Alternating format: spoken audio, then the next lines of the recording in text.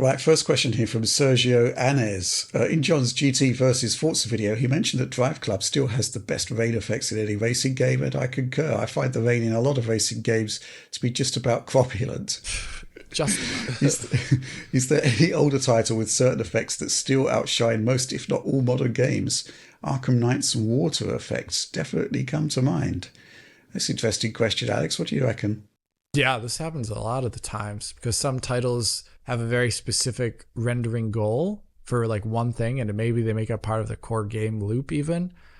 So that's why, like, when you look at Red Faction Guerrilla, there's pretty much no one out there doing that at all. I think the particle effects in Drive Club are another probably key example of this.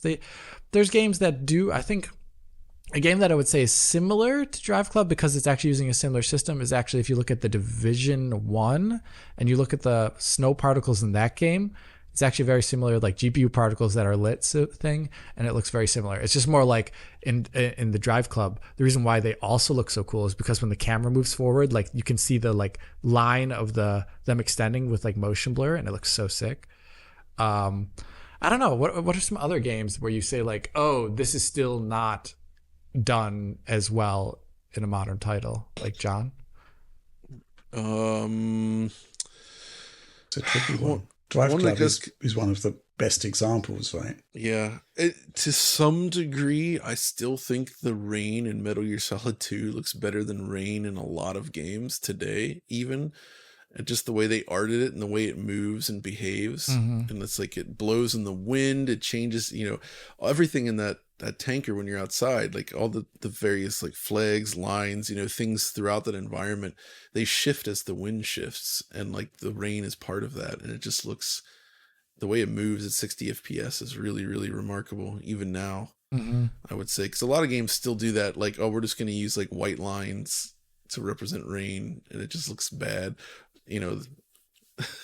we're just going to put like a post-processing volume around the player's camera and spam it with these white particle lines, and it doesn't look good. No. Yeah. Any specifics in like water or post-processing, or it's a tricky one because I actually think that just across the board rendering has got astonishingly good over the last few generations. I know, it's gotten really good. Yeah. I mean, there's some weird like one-off tricks that are done in games occasionally. Like I do think like the palm tree stuff from Crysis, it's not every asset in the game, but like you don't see a lot of arbitrary cut geometry in games that is physicalized. That's pretty rare. Also the shacks in Crysis, just the fact that they were all made up of destructible parts. Like the assets themselves didn't blow up or change, but it was like a Lego assembly, right? Being able to like jump onto a house and like punch down through the roof, and the whole roof caves in and all the objects go scattering everywhere. There's really nothing else like that, I would say. Yeah. That has that energy. Yeah, there's not a lot of that. Like where you just like the environment is like in the way of you getting to someplace. That energy's nuts. That's freaking cool. Yeah, there's a cool thing in Crysis 2 that they did that I haven't seen in another game. And it's barely, they don't even broadcast it in Crysis 2. You can only find it occasionally. But they have like let's say like the side of a shipping container. Yeah. And you shoot it. And what they do is for the one frame where after it's shot, they turn it, all the vertices in it into their cloth sim. And then they freeze it the next frame. And so you actually get like dents on metal in Crysis 2. It's pretty rare to see. It's only on a couple assets, but I've never seen any other game do like metal denting in a good way. Point them out in the comments though, if you know any of these things. But there's probably a number of really other great examples that we're just not getting off the top of our head right now.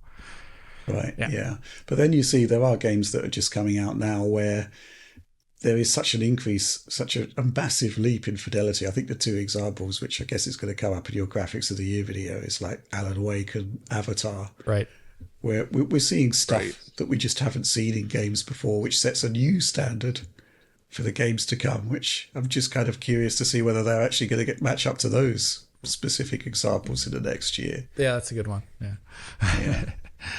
I mean, those two games really are... I mean, I liken it kind of to 2007, where people really started to get to grips with Xbox 360, the third parties. You started to see stuff that you hadn't seen before. I'm really hoping that we see more of that moving into the next year.